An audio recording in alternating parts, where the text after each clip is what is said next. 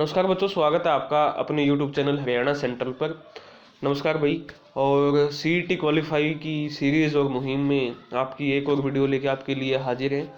CET qualify का जो मुद्दा है बहुत अहम मुद्दा है, आज उस पर बात करेंगे, सारी चीज़ों पर विश्लेषण करेंगे।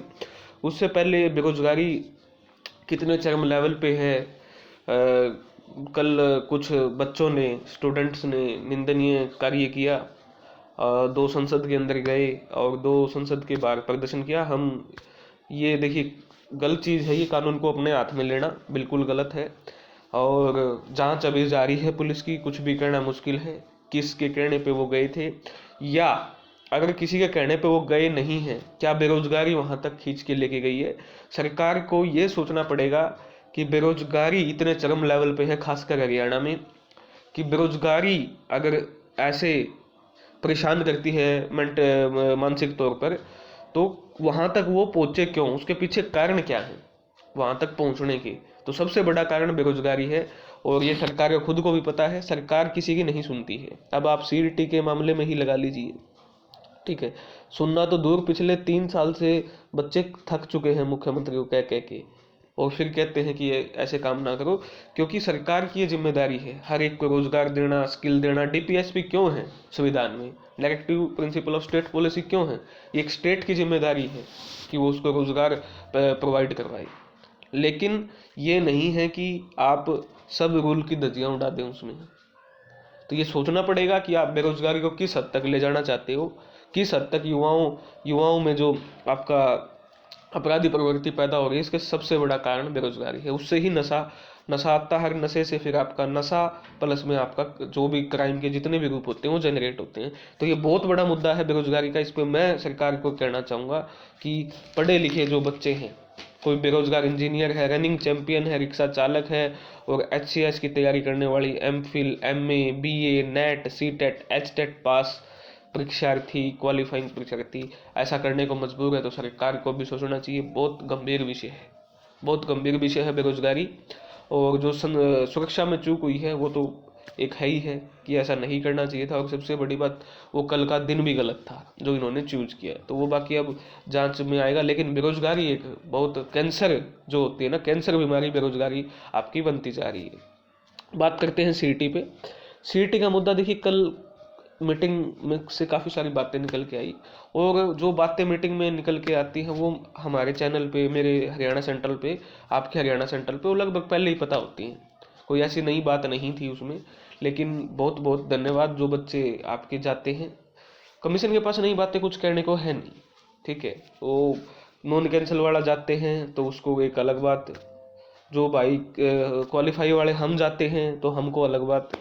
तो ये कमीशन का ये गेम है कि कोई भी आए उसको कुछ नया नहीं बताना है, कुछ हो, लेकिन इससे एक आपका सेटिस्फेक्शन रहता है। मीटिंग करके आते हैं तो कम से कम, और तो कोई बताता नहीं आजकल, तो चेयरमैन इंटरव्यू देते नहीं, तो ये है कि इससे आपको सेटिस्फेक्शन रहेगा कि हाँ कमीशन क्या सोच रहा है, जिससे आपका भी थोड़ा मोटा कालजा ठंडक पड़े।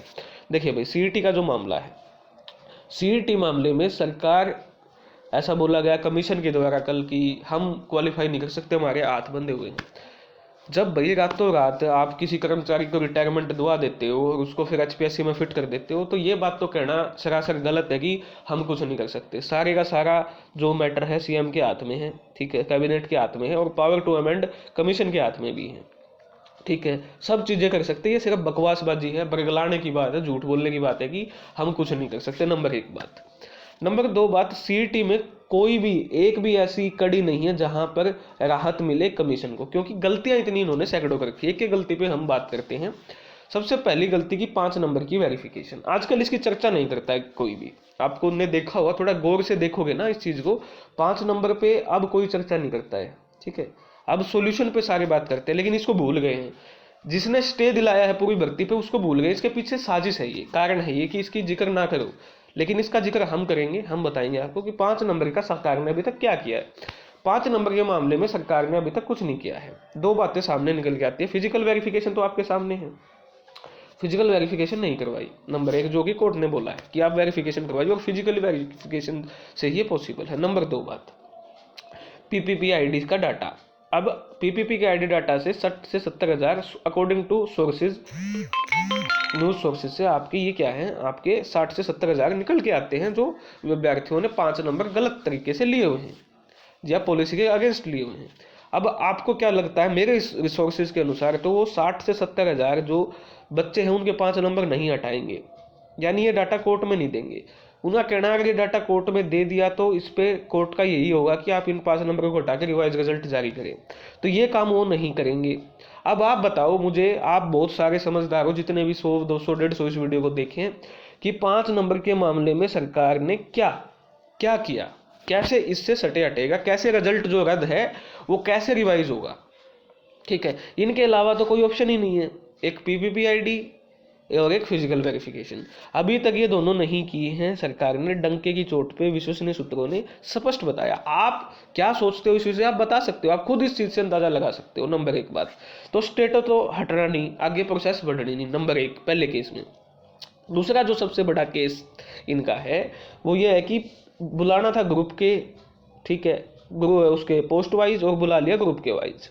ठीक है, अब इसमें कह रहे हैं कि इसे है जी पोस्ट वाइज में बच जाएंगे, ऐसा कमीशन कह रहा है कि हम पोस्ट वाइज में बच जाएंगे। 40 हज़ार आपके यहाँ पर बुलाए हैं, ठीक है, 40 हज़ार के आसपास बच्चे, लेकिन आप ग्रुप 56 में जाके देखोगे तो पोस्ट कितनी है आपकी, 5,500 कुछ समथिंग है, मतलब लगभग 6,000 के करीब है। अगर वहाँ पर 4 गुना के हिसाब से बुलाते भी हो ग्रुप का तो सीधा 4 गुना उठाओगे तो 6 का 4 गुना 24,000 होता है। ठीक है, लेकिन बुलाए कितने हैं आपके, लगभग आपके 40 हज़ार बच्चे बुलाए हैं। ठीक है, अब यहाँ 2 पेज है, 2 यहाँ पर पेज है। नंबर 1 तो ग्रुप के अगेंस्ट आप बुला ही नहीं सकते, एक। अब कह रहे हैं कि कमीशन बोल रहा है कि ऐसा, कमीशन की बात बता रहा हूँ कि हमने तो ज़्यादा ही लिए हैं तो हम इनको क्या कर देंगे, पोस्ट वाइज करके 12 से 14 हज़ार कर देंगे। तुम्हारे बाप का राज है, मन में आया 40 हज़ार ले लिए, मन में आया 12 हज़ार कर दिए, कोर्ट कहेगा तुम्हारे बाप का राज है क्या। यार जो 40 हज़ार जिन्होंने एग्जाम दिया है उनको घटा के 12 हज़ार 13 हज़ार करोगे वो मान जाएंगे। अगर 14 हज़ार बच्चे तुम करोगे तो बचे कितने, 26 हज़ार, कितने 26 हज़ार बच्चों को बाहर कर दोगे प्रोसेस से। क्या ये तर्कसंगत बात है उसकी कमीशन की, आप खुद इस चीज से अंदाजा लगा सकते हो, खुद इस चीज अंदाजा लगा जा सकते हो। जिन 40 हज़ार में से 14 हज़ार बच्चों को रखेंगे वो बाकी 26 हज़ार को प्रोसेस से बाहर कर देंगे। क्या ये तर्कसंगत बात है, क्या ये पॉसिबल है। आप कहोगे बिल्कुल भी पॉसिबल नहीं है, 26 हज़ार संख्या बिल्कुल भी थोड़ी संख्या नहीं होती, तो पोस्ट वाइज तो कैसे भी नहीं कर सकते कमीशन, नामुमकिन है, 101% नामुमकिन है। तो इसका मतलब कमीशन क्या बोल रहा है, आपकी सरासर झूठ बोल रहा है। पहली बात तो यही है कि आप ग्रुप वाइज क्यों किया, आपने ग्रुप वाइज कर दिया और अब आपके बाप का राज है, अब आप कह रहे हो कि हम पोस्ट वाइज कर देंगे।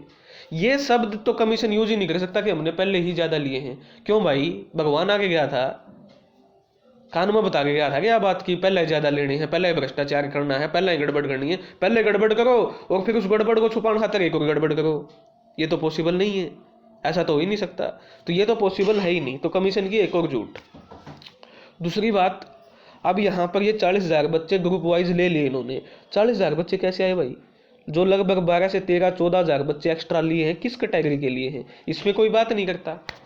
आप बता दो कौन सा यूट्यूबर इस पे बात करता है, और इस पे बाकायदा केस है कि भाई OBC उसके क्या नाम है, BCB के और आपके EWS के संख्या 10 से 12 गुना जाती है, इस पे कोई क्यों बात नहीं करता। मुझे एक बात समझ में नहीं आती, क्यों कोई यूट्यूबर आके क्यों नहीं कहता, क्या उनके पास टाइम नहीं है, इतना टाइम, पूरा टाइम है उनके पास। HSSC की वेबसाइट पे जाके 56-57 ग्रुप के रोल नंबर को CET के डिटेल स्कोर से आपका मैच कर सकता है। अभी तक किसी ने भी मैच नहीं किया, क्या इतना टाइम नहीं है किसी के पास, पूरा टाइम है। लेकिन ये सच बोलने से किसने रोका हुआ है, ये अब आप सोच सकते हो। HSA की साइट पे जाके 56-57 ग्रुप के रोल नंबर को मैच करके, जो रात में भी जारी हुए थे एक लिस्ट, उनको मैच करके टोटल आप कैटेगरी टू कैटेगरी छाट सकते हो, आपके 3-4 दिन लगेंगे। इस चीज को कोई क्यों नहीं बोल रहा है, ये किसकी साजिश है, किसने मुंह बंद करवाए हुए हैं लोगों के, तो ये बात आपको समझनी पड़ेगी। तो तीसरा इसी में पेच चढ़ता है कि आपने 2 कैटेगरी के एक्स्ट्रा बच्चे क्यों लिए, आपने कट ऑफ घटा के 70 से आपने 65 क्यों की। जब आप 70 कट ऑफ देखते हो ओबीसी के बच्चों की एक्सेल सीट में जाके, और उसके उसके बीसीबी की और ईडब्ल्यूएस की, और फिर 65 से 70 के बीच में जब आप ईडब्ल्यूएस के बच्चे देखोगे और बीसीबी के देखोगे, तो कम से कम 14,000 बच्चे हैं जो लिए गए हैं, कम से कम 65 से 70 के बीच में दोनों कैटेगरियों के। और ये तो मैंने मिनिमम बताए हैं, मिनिमम थोड़े से थोड़े। इस बात को कोई क्यों नहीं उठा रहा है? ये बड़ा गंभीर विषय है, किसने मुंह बंद करवाया हुआ है इस बात पे? लेकिन हमारा तो देखो मुंह बंद नहीं करवा सकता।